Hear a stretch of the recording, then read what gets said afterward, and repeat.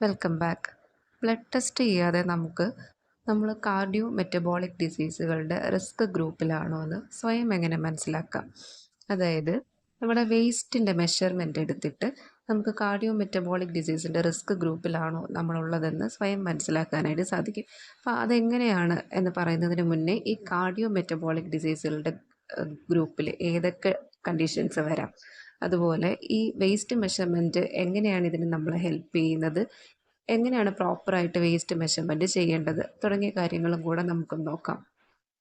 Cardio metabolic ഡിസീസുകൾ എന്ന് പറയുമ്പോൾ നമ്മൾ ലൈഫ് സ്റ്റൈൽ ഡിസീസുകളായിട്ട് പറയുന്ന diabetes, hyper tension, dyslipidaemia, coronary heart disease ഇവരെയൊക്കെ ചേർത്തിട്ടാണ് കാർഡിയോ മെറ്റബോളിക് ഡിസീസുകൾ എന്ന് പറയുന്നത്. അപ്പം നമ്മുടെ വേസ്റ്റിൻ്റെ ആ ഒരു മെഷർമെൻറ്റ് കൂടുന്നതനുസരിച്ച് ഇതിനുള്ള ചാൻസും കൂടും. ഡയബറ്റീസിനും ഹൈപ്പർ ടെൻഷനും ഒക്കെയുള്ള ചാൻസ് കൂടാണ്. ലാർജർ വേസ്റ്റ് ഉള്ളവർ എന്താണ് കാണിക്കുന്നത്, എക്സസ് ആയിട്ട് അവരുടെ അരക്കെട്ടിൽ ഫാറ്റ് അടിഞ്ഞു കൂടുന്നുണ്ടെന്നാണ് ലാർജർ വേസ്റ്റ് മെഷർമെൻറ്റിൻ്റെ ഒരു മീനിങ് എന്ന് പറയുന്നത്. ഓവർ വെയ്റ്റ്, ഒബിസിറ്റി ഒക്കെ ഉള്ള ആൾക്കാരിലായിരിക്കും അധികവും ഈ അടി വെയ്റ്റിൽ ഇങ്ങനെ ഫാറ്റ് അടിഞ്ഞു കൂടുന്നത്. അപ്പോൾ അവരുടെ ഒരു കോംപ്ലിക്കേഷൻസ്, ഒബിസിറ്റിയുടെയൊക്കെ ഒരു കോംപ്ലിക്കേഷൻ പോലെ ഡയബറ്റീസ് ഒക്കെ ഉണ്ടാകാനുള്ള ചാൻസ് ഉണ്ട്. അതായത് ഈ ഒബീസ് ആയിട്ടുള്ള ആൾക്കാരിൽ ഹിപ്പ് റീജിയണിലല്ലാതെ ഈ വേസ്റ്റിൻ്റെ റീജിയണിൽ അരക്കെട്ടിലായിട്ടാണ് കൂടുതലും ഫാറ്റ് വന്ന് അടിഞ്ഞു കൂടുന്നതെങ്കിൽ അവർക്ക് ടൈപ്പ് 2 ഡയബറ്റീസിനുള്ള ചാൻസ് ഒന്നുകൂടി കൂടുതലായിരിക്കും. നമ്മുടെ ശരീരത്തിൻ്റെ ഏതാണ്ട് മധ്യഭാഗത്തായിട്ടാണ് ഈ അരക്കെട്ട് വരുന്നത്. അപ്പോൾ അവിടെ എക്സസ് ആയിട്ട് ഫാറ്റ് അടിഞ്ഞു കൂടുന്നു, അല്ലെങ്കിൽ എക്സ്ട്രാ വെയിറ്റ് ആ ഒരു മിഡിൽ റീജിയണിൽ വരുമ്പോഴത്തേക്കും എന്ത് ചെയ്യും, നമ്മുടെ ഇൻറ്റേർണൽ ഓർഗൻസിലേക്ക് ഈ ഫാറ്റ് ഡെപ്പോസിറ്റുകൾ ഉണ്ടാവും. അതായത് ലിവറിലേക്ക്, പാങ്ക്രിയാസിലേക്കൊക്കെ ഫാറ്റ് ഡെപ്പോസിറ്റ് ഉണ്ടാവും. ഇപ്പോൾ പാങ്ക്രിയാസിലൊക്കെ ഫാറ്റ് ഡെപ്പോസിറ്റ് വരുമ്പോഴത്തേക്കും അത് ഇൻസുലിൻ റെസിസ്റ്റൻസ് ഉണ്ടാക്കും. അതായത് ഇൻസുലിന് കറക്റ്റായിട്ട് ഈ ഫാറ്റ് ഉള്ളപ്പോൾ കറക്റ്റായിട്ട് വർക്ക് ചെയ്യാൻ പറ്റാതെ വരും. അപ്പോൾ ഇൻസുലിൻ റെസിസ്റ്റൻസ് വന്നു കഴിഞ്ഞാൽ ബ്ലഡിൽ ഷുഗറിൻ്റെ ലെവൽ കൂടും, അത് ഡയബറ്റീസിലേക്ക് നയിക്കും. അപ്പോൾ നമ്മുടെ ലോവർ അബ്ഡമനിൽ ഇതുപോലെ ഫാറ്റ് അടിഞ്ഞു കൂടുന്നതൊരു നല്ല കാര്യമല്ല. അതിൻ്റെ കാരണങ്ങൾ എന്തൊക്കെയാണെന്ന് നമുക്ക് ചിന്തിച്ചാൽ മനസ്സിലാകാവുന്നതേ ഉള്ളൂ. ഒന്നാമെന്ന് പറയുന്നത് സെഡൻറ്ററി ലൈഫാണ്. നമ്മൾ ഇപ്പോഴത്തെ ഒരു ലൈഫ് സ്റ്റൈൽ അങ്ങനെയാണ്, മൂവ്മെൻറ്റ് കുറവാണ്, മിക്കവരും ഇരുന്ന് ജോലി ചെയ്യുന്നവരായിരിക്കും അധികം. അപ്പോൾ ഈ ഒരു സെഡൻറ്ററി ലൈഫ് ഇതുപോലെ ഫാറ്റ് അടിഞ്ഞു കൂടുന്നതിന് കാരണമാവും. പിന്നെ ചിലർക്ക് ഹോർമോൺ പ്രശ്നങ്ങൾ കാരണം വരാം. പിന്നെ ഒരു റീസൺ എന്ന് പറയുന്നത് നമ്മൾ കഴിക്കുന്ന ഫുഡാണ്, ഫാറ്റി ഫുഡ്. അതായത് എക്സസ് ആയിട്ട് ഷുഗർ, ഫാറ്റൊക്കെ ഉള്ള ഫുഡ്, ലോ ഫൈബർ കണ്ടൻ്റ് ഉള്ള ഫുഡ്, പ്രോട്ടീനും ഫൈബറും ഒക്കെ കുറഞ്ഞ ഫുഡ് കഴിക്കുന്നത് ഇതുപോലെ ഫാറ്റ് അടിഞ്ഞു കൂടുന്നതിന് കാരണമാവും. ചില ആൾക്കാരിൽ ഹെറിഡിറ്ററി ആയിട്ട് ഇതുപോലെ വേസ്റ്റിൻ്റെ ആ ഒരു മെഷർമെൻറ്റ് കൂടുതലായിരിക്കും. അത് അത്ര വിഷയമായിട്ട് വരത്തില്ല. ഫാറ്റ് ഡെപ്പോസിറ്റ് കാരണം ഇതുപോലെ വേസ്റ്റ് മെഷർമെൻറ്റ് കൂടുന്നതാണ് നമുക്ക് വിഷയമായിട്ട് വരുന്നത്. അപ്പോൾ നമുക്കിനി ഒരു ഹെൽത്തി മെഷർമെൻറ്റ് എത്രയാണെന്ന് നോക്കാം. വേസ്റ്റിൻ്റെ മെഷർമെൻറ്റ് എടുക്കുമ്പോൾ ഇപ്പം പുരുഷന്മാരിലാണെങ്കിൽ 94 സെൻറ്റിമീറ്റർ അല്ലെങ്കിൽ 37 ഇഞ്ച് എന്ന് പറയുന്നതാണ് ഒരു ഹെൽത്തി മെഷർമെൻറ്റ്. സ്ത്രീകളിലാണെങ്കിൽ 80 സെൻറ്റിമീറ്റർ, 80 സെൻറ്റിമീറ്റർ അല്ലെങ്കിൽ 31.5 ഇഞ്ചാണ് സ്ത്രീകളിൽ ഒരു ഹെൽത്തി മെഷർമെൻറ്റ് എന്ന് പറയുന്നത്. ഇനി ഈ മെഷർമെൻറ്റ് പുരുഷന്മാരിൽ 40 ഇഞ്ചിന് മുകളിലേക്ക് പോവുകയാണ്. 40 ഇഞ്ച് എന്ന് പറയുമ്പോൾ ഒരു 102 സെൻറ്റിമീറ്ററിന് മുകളിലേക്ക് പോവുകയാണ്. സ്ത്രീകളിലാണെങ്കിൽ 88 സെൻറ്റിമീറ്ററിനേക്കാളും കൂടുന്നു. അതായത് 35 ഇഞ്ചിനേക്കാളും കൂടുതലായിട്ട് വരുമ്പോഴാണ് അത് മറ്റ് ഈ നമ്മൾ ഈ നേരത്തെ പറഞ്ഞ കാർഡിയോ മെറ്റബോളിക് ഡിസീസുകൾക്കുള്ള റിസ്ക് കൂട്ടുന്നത്. ഈ മെഷർമെൻറ്റ് നമുക്ക് കൃത്യമായിട്ട് എങ്ങനെ കണക്കാക്കാം നോക്കാം.